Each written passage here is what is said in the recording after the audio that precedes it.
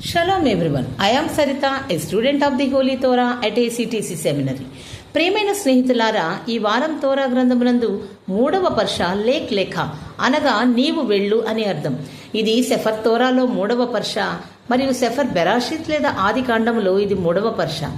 ఈ పర్ష యొక్క 5వ అలియా బెరాషిత్ 14వ అధ్యాయము 21 నుండి 15వ అధ్యాయము 6వ వచనం వరకు.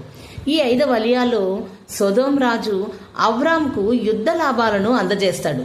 కానీ అవ్రాము ఎవరూ తనను సంపన్నం చేశారని చెప్పలేనందున తన మనుషులు తిన్నవి మరియు తన మిత్రుల వాటా తప్ప ఏమీ తీసుకోనని ప్రమాణం చేస్తాడు.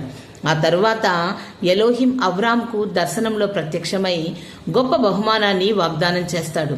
అవ్రాం తనకు వారసుడు లేనందుకు ఆందోళన వ్యక్తం చేస్తాడు మరియు ఎలోహిం అతడి సంతతి నక్షత్రాలంత అసంఖ్యాకంగా ఉంటుందని హామీ ఇస్తాడు. అవ్రాము ఎలోహింను విశ్వసిస్తాడు మరియు ఇది అతడికి నీతిగా ఎంచబడుతుంది.